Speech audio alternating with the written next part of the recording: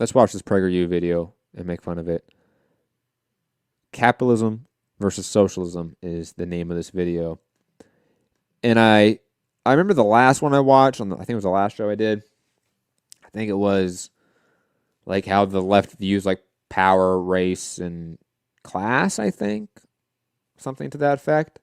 And that was like aneurysm inducing, to be quite honest. That was the worst shit I've ever watched in my life.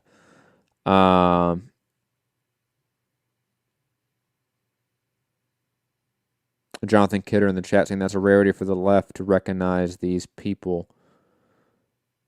These people being who? Jonathan, are you talking about Snowden and Manning and Julian Assange? Is that who you're talking about?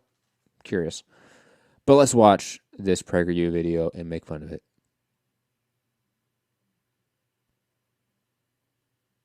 Capitalism versus socialism. We can sum up each economic system in one line. Capitalism is based on human greed. Socialism is based on human need, right? No.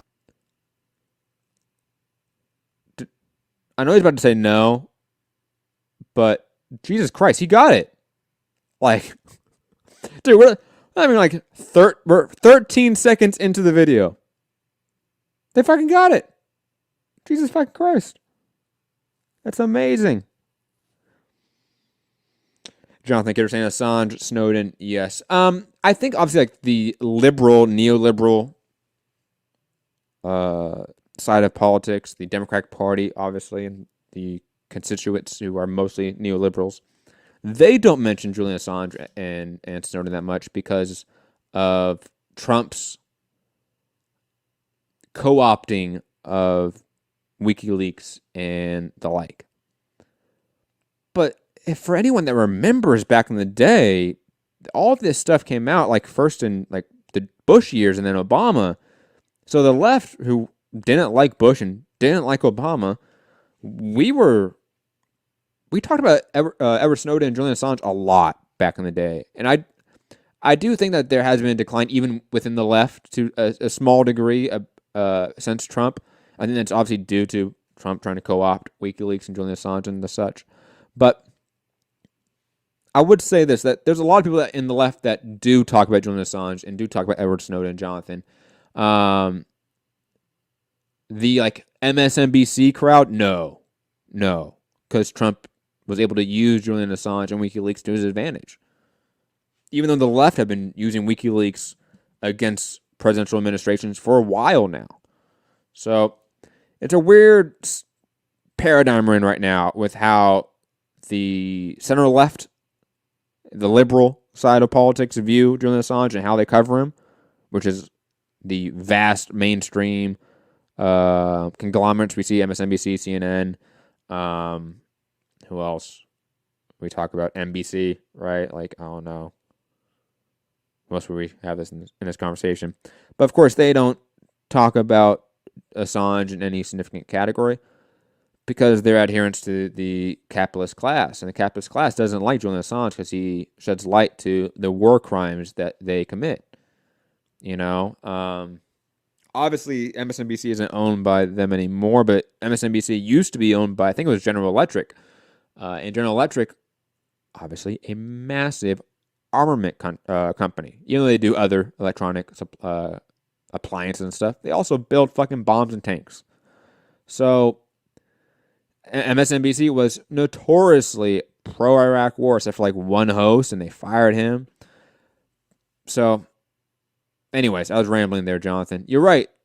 If you're especially talking about the like center-left, like liberal, like MSNBC crowd, they don't talk about Julian Assange at all. Back to PragerU getting this all right with capitalism is based on greed and socialism is based on human need. I love it. Let's see how they spin it. No, wrong, so wrong. It's exactly backwards. And I'll prove it to you. Been on Amazon lately? Each of the thousands of products Amazon offers represents the work of people who believe they have something you want or need. If they're right, they prosper. If they're wrong, they don't. That's how the free market works. It encourages people to improve their lives by satisfying the needs of others. No one starts.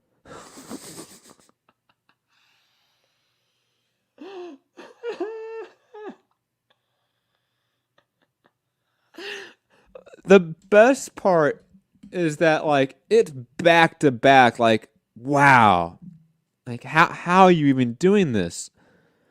Because, one, you accurately, I mean, for like even children, I think you described the difference between capitalism and socialism. One's based on greed, one's based on need, quite well. I mean, obviously the Karl Marx quote, "From each according to his ability, to each according to his need," is a seminal, foundational quote, so to speak, of Marxism, socialism, communism, and the like. But then your defense of how capitalism isn't greedy is Amazon, which has the richest man in the world owning it, using FBI or NSA agencies to spy on his own employees and break up unions. The same guy that's making billions and became a trillionaire while millions of people became unemployed, while his own workers had to like pee in bottles and shit in order to make quotas. Yeah, that's the example you want to use for how capitalism isn't greedy? Really? Because people sell products on there that people need?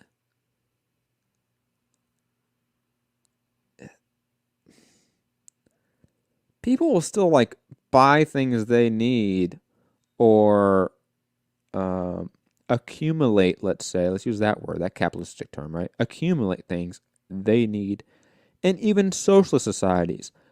But it's not based on greed. It's not based on a economic setup that's severely undemocratic.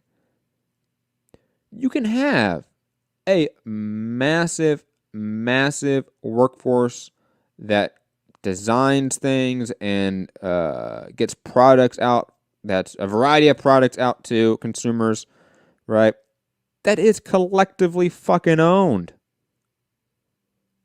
Where the setup of the company is not a top-down setup. It's a bottom-to-top setup. It's called worker co-ops. So, it's so sad that they get people with this shit. It really is, because it's so on its surface, just like easy to pick apart. Starts a business making a thing or providing a service for themselves. They start a business to make things or provide services for others. Now, I speak from personal experience.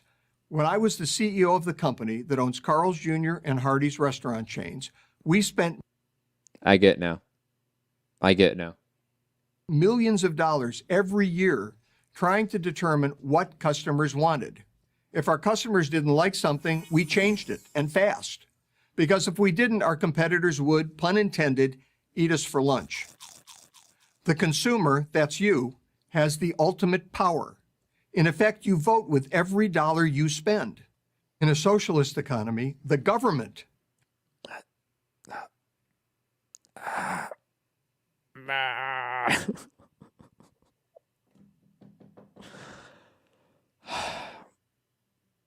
You do not have free choice, even in like our peak consumerism in the U.S., right?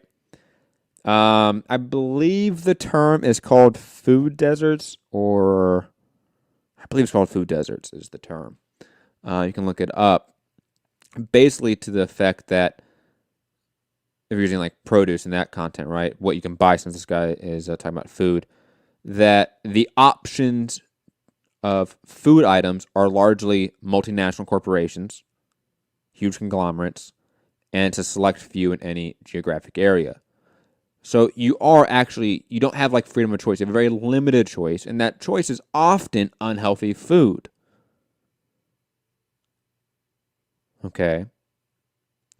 On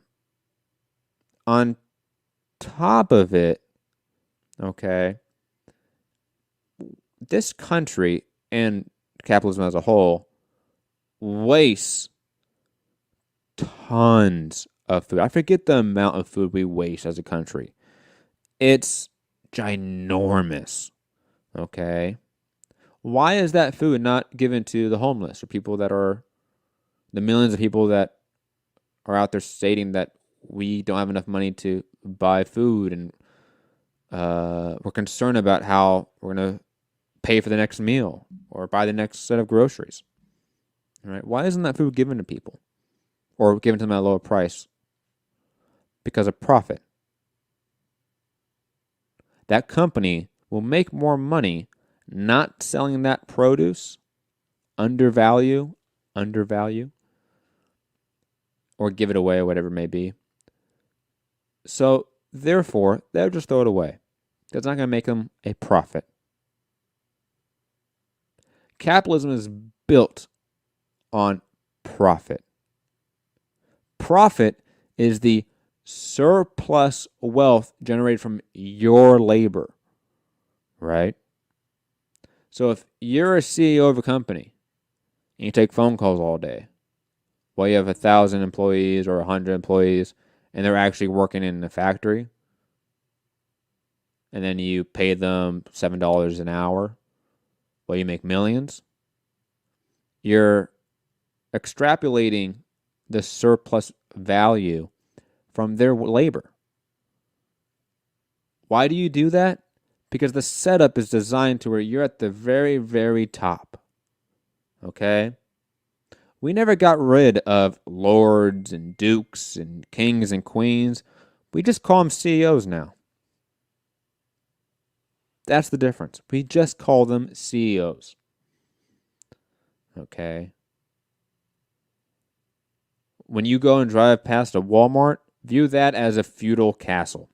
Because that's, in a similar way, the economic paradigm of servitude the rest of the surrounding populace and workforce has to be under. Okay? Let's continue this video. And also, socialist economy, I don't know how they're going to describe it, but socialism is not just when the government does stuff. Having a planned economy in siege socialist countries is obviously a Marxist-Leninist philosophy and a Maoist philosophy, of course, but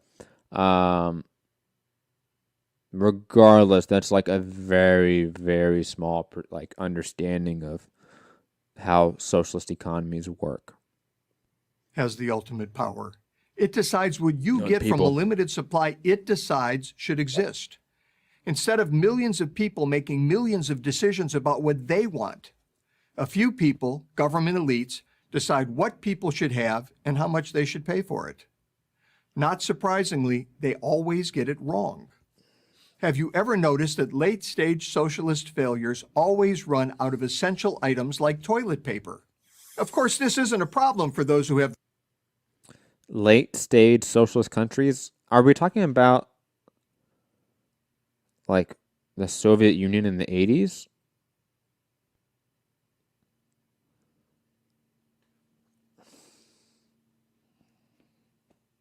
Or like the Eastern Bloc? Like what? The countries that set up massive free market reforms in the 80s and 90s, which completely tanked the economy to a point where the people that are still alive to this day, that were alive during the Soviet Union, especially during Stalin era, they prefer to go back to that era. Okay? Like, I forget the numbers. I think it's like 60% of people that lived like under Stalin or lived under the Soviet Union rather have their country be a communist country again. Like, that's the funniest fucking part to me, man.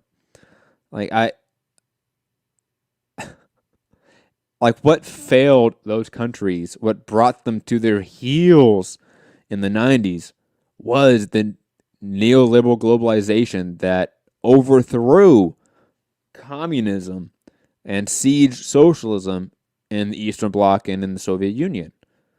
So, Like, what?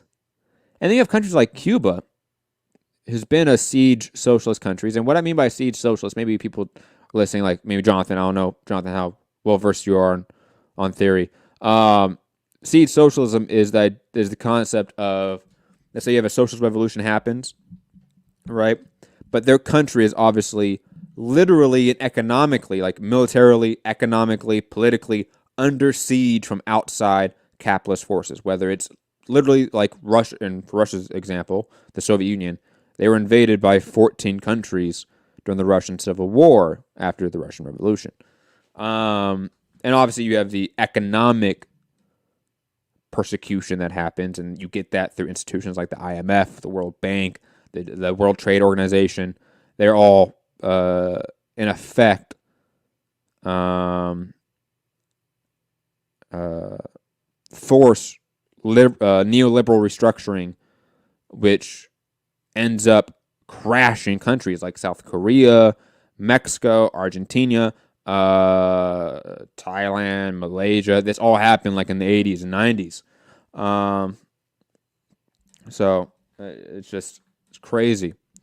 Jonathan Kidder saying people still cry themselves to sleep under pictures of Mao Zedong. Well, yeah, I mean, look, there's issues with Mao and Communist China, and obviously when you get like Deng Xiaoping in the 80s, who succeeded Mao Zedong, who opened up China to market reforms and neoliberal reforms, and that's a separate issue than Mao per se. But Mao did turn China from a backwards, and I mean that in the worst sense, a backwards, divided country. I mean, you have to understand that at the point of the Chinese Revolution, you had the Kuomintang government, which was a heavily nationalistic, and depending who was in charge at the time, either leaned fascist or leaned, let's say, center left. But at the time, most of the country was under warlords. Like there was like local generals and warlords running around, killing people. We had the landowning class basically buying up private armies and persecuting the peasantry. It was an extremely violent time. Like imagine medieval Europe, but you have guns, and it's 1920s China, right? So Mao being able to turn that country into a unified country that uplifted, I mean, hundreds of millions of people out of poverty, taught them how to read, gave them health care. Like yeah, he killed all the landlord class. That's true. Yeah, there was massive famines that killed millions of people, and he tried to hide that up. Yep. And some of those massive famines, by the way, were the result of that economic siege that I talk about. Same with the Soviet Union and their famines. I believe that if you want to look up, especially with the Soviet Union, it's the Golden Blockade.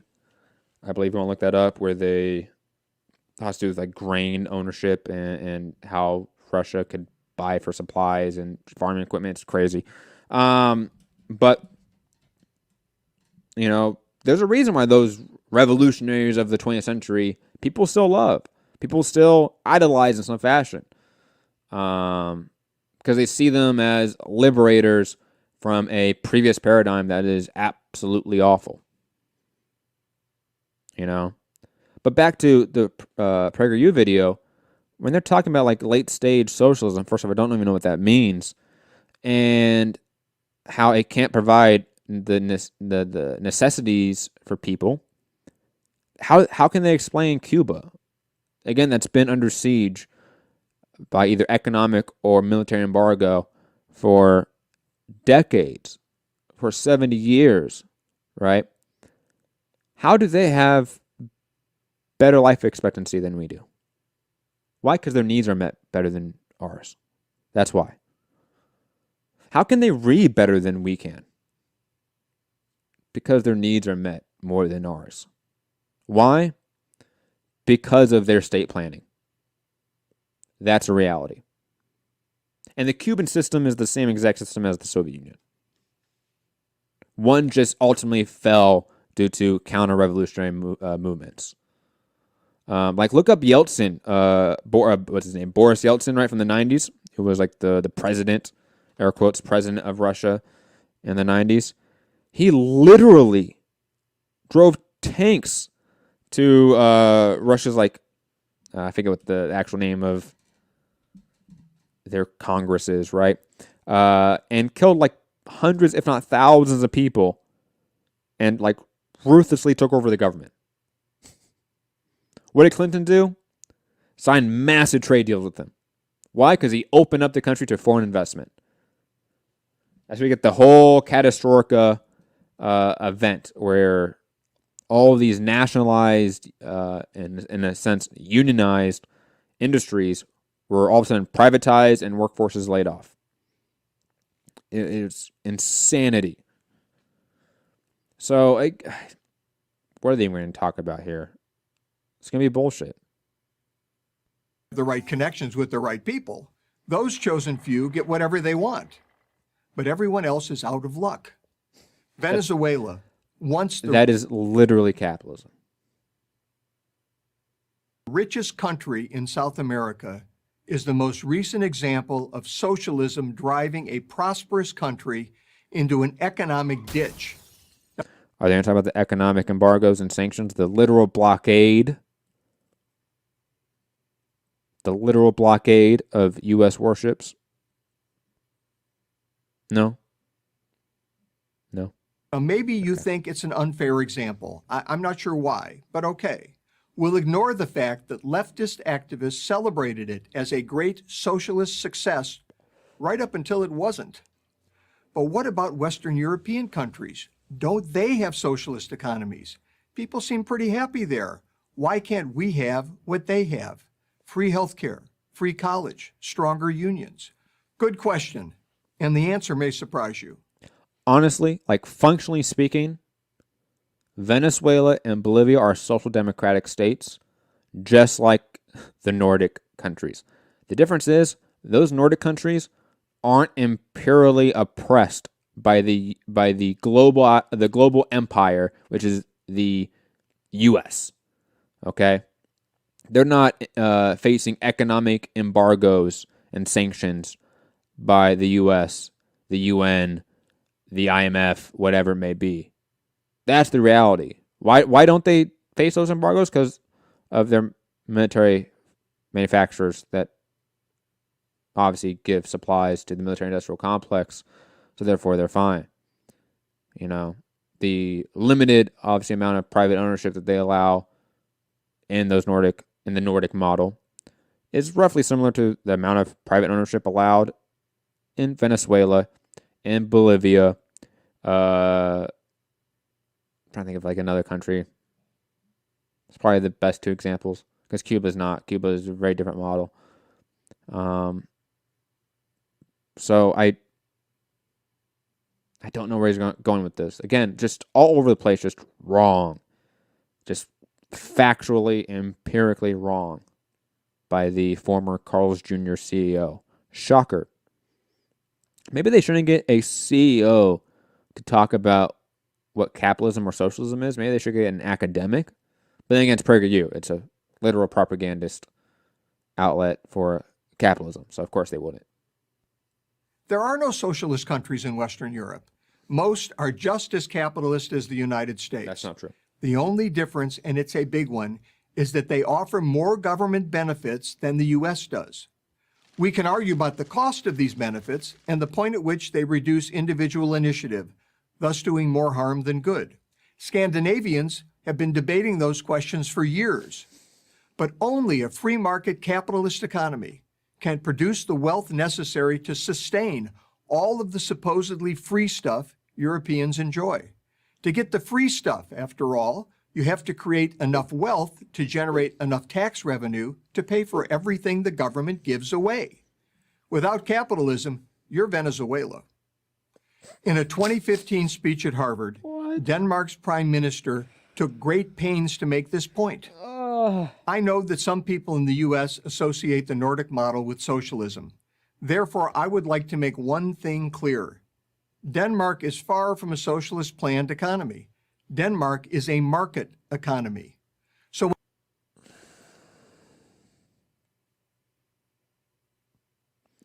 for those who are listening, I encourage you to look up the name Olaf Palme or Plume. I think it's pronounced Palm. I think it was the Swedish prime minister, not the Danish one. Denmark has always been a little more conservative in their economic paradigm comparative to, obviously, Norway and Sweden, but Finland as well. So I encourage people to do that. 'Cause I'm not going to get into it right now, but when we talk about the overthrow of communism in the Eastern Bloc and in the Soviet Union, and even to a sense China as well, and some aspects, even Cuba. Cuba has opened up more free market reforms in a sense to try to get around economic embargoes, and it's not ultimately been the most successful. But regardless, the paradigm of socialism being overthrown in the 80s and 90s in the Eastern Bloc and Russia happened in the Nordic model as well. The Nordic model we see today is not the same Nordic model that produced the paradigm that allowed Sweden, Norway, and Denmark and Finland to thrive the way that they are. Celine in the chat saying they're just trying to find an excuse not to help people. Exactly. Capitalism is going to fall eventually. I absolutely, like, any paradigm of human history when it comes to like political and economic organization, it's finite. We've never had a political and economic system that has survived in eternity since, or at least since, obviously human civilization has been around. We've had the age of feudalism die. We've had even like the pre-feudalist societies that were, completely top-down absolute monarchies, without sort of the feudal interjectory lords, right? They went away in some fashion. They evolved, right? Like we talk about as Marxists and communists and socialists that when we have that actual paradigm shifting series of events that leads to the capitalistic order in the world to be thrown away, that next model is going to feature some aspects of the old model. I believe it was Engels or Marx said that, the new society is going to have the birthmarks of the old society, right? Similar to how capitalism has birthmarks to the feudal system that predated it. So it's quite intriguing when we talk about how is socialism made up today in our actual material world in the countries that we can look at and analyze. How can it look? What sort of makeup is it going to have that's going to feature some of the old model? Because it's going to by default. It won't be till the next generation after that can truly, achieve that higher stage communism. I definitely agree with Lenin on that, at least, that the post-revolutionary society is a lower form of communism. It's a lower form of socialism. So, anyways, random note in the chat saying the capitalists kill often literally all the socialist countries. It's not complicated. No, you're absolutely right. Absolutely right. Let's continue this. It's almost done.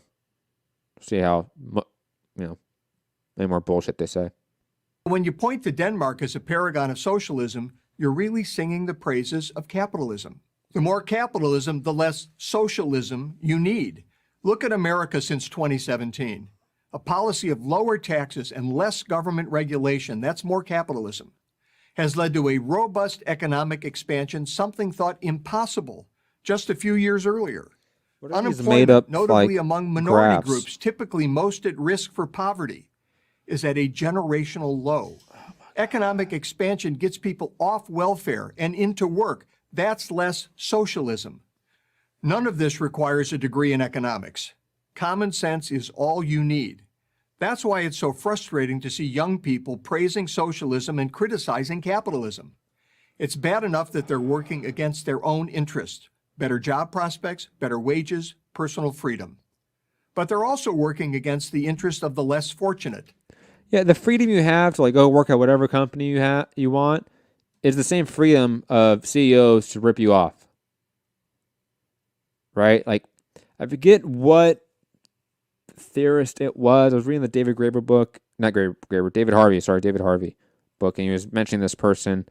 I forget the name of this person, talking about positive and negative freedoms, and how in a capitalist society, when you get the positive freedoms, you by default get negative freedoms. You know, the freedom of the state to form NSA. You know, the freedom of corporations to take their capital and move it to another country with cheaper labor. You know, yeah, you have a freedom to go to another company if you want, but guess what? They have the same freedom to take their operation, their production, into a cheaper market, a non-union market. You know? You never hear about those freedoms from capitalists. Of course not. Capitalism leads to economic democracy. Socialism leads to the economic dictatorship of the elite. Always and everywhere. Oh my God. So beware what you ask for. You just might get it. I'm Andy Puzder, the author of The Capitalist Comeback for Prager University. That was just so stupid. The best part is how often they describe socialism, and it's just capitalism. You know? Like, it's amazing. It's quite impressive.